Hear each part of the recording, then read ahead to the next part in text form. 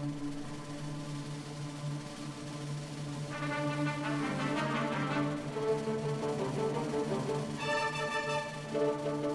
25th, 1950. With the sudden invasion of the North, South Korea was instantly pushed to the southern parts of Nakdong-gang River, faced with the imminent threat of losing the war. However, with the participation of the ally, U.S. Army, tide turned, and the South pushed up ahead aggressively, and it was expected that the war would come to an end soon.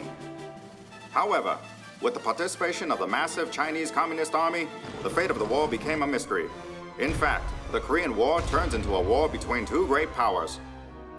In the process, around 140,000 prisoners of war from the North and China come about, and a massive-scale POW camp was made in KOR Island, the southernmost part of the peninsula, to isolate the prisoners.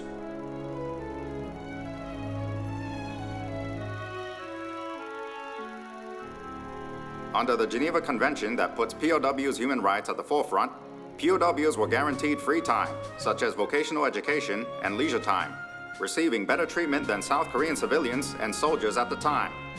During the process, a great number of free repatriates rise, who don't wish to return to the North after the war. However, violent communist prisoners formed armed groups to claim total repatriation, where all prisoners should return to North Korea. With this, they engage in a ruthless war of massacre against the anti-communists, and we call this war between the POWs the Third War in KOR Island. As situation gets worse, the U.S. Army controlling the prison camp tries to repress violent communist POWs. A total of 31 died and 164 were seriously injured on the prisoner's side, whereas 1 died and 14 were wounded among U.S. soldiers. It drew stark criticism from the international community, going so far as to getting the commander of the prison camp being thrown out. On the one hand, based on the reports from Pyeongdong prison camp from North Korea, the POWs from the Allied forces are having a good time, protected under the Geneva Convention. It's as if there isn't a trace of war there, which is nothing short of a stark comparison to KOR prison camp that's out of control.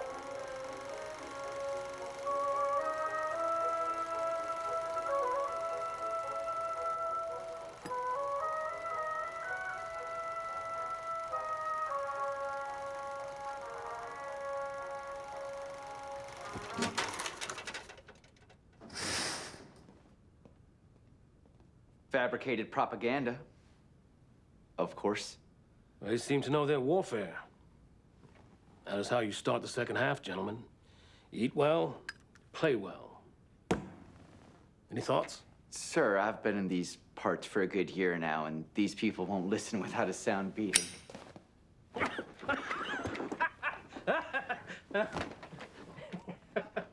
Sorry. It's okay. It's all right. It's okay. Don't worry. What was your name again? Your name.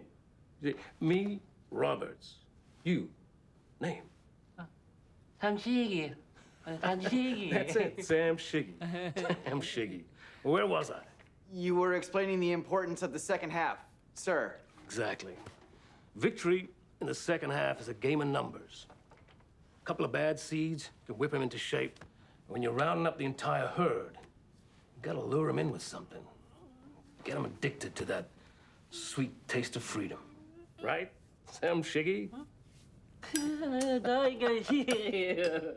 there's nothing else to it, gentlemen. Voluntary repatriation is victory. Total repatriation is failure. Understood? Yes, sir. All right, then. Let's change up the game here. Show them this camp is under new management. Throw in a few special pardons while you're at it. Who should we pardon first? Well, who's the worst troublemaker you got?